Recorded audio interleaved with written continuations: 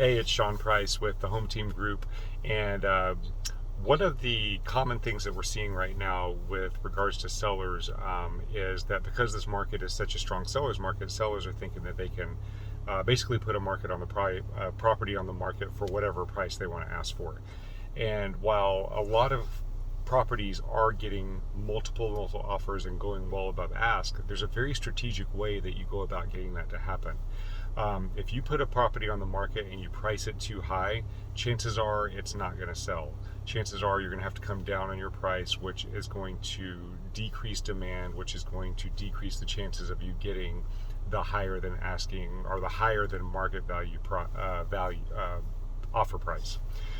So, for example, it's always important to keep in mind that sellers that you have to sell your property three times. You have to sell your property to the buyer, so you have to generate enough interest so that that buyer comes in and puts the offer in, sees the property and puts the offer in. You have to sell the property again at the appraisal. You have to validate that value at the appraisal. If not, then you have to start negotiating with the buyer. If they have an appraisal contingency, you have to negotiate with that buyer to get to an agreed upon price. So that's the second point.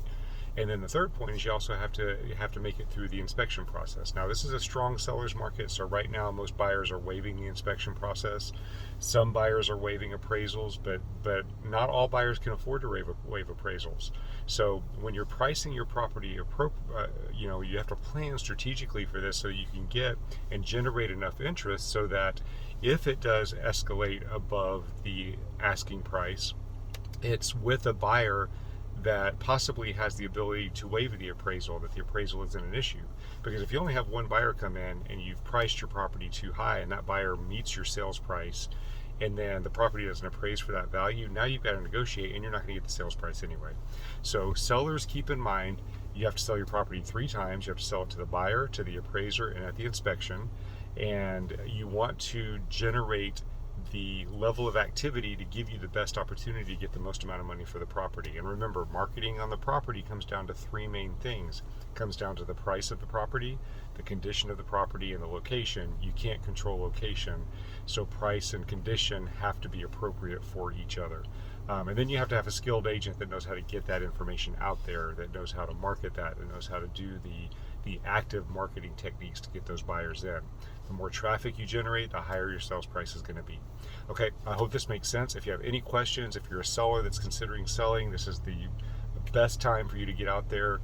Buyer activity in the last 7 days went up 35%. Inventory only went up 12%, which means that we have even more buyers than we do inventory. So we need properties. So let's set up a strategy session. I am happy to sit down with you, do a market valuation for you, and you can look over the numbers, see if it makes sense for you, see if the numbers work for you, and if now might be a good time to sell.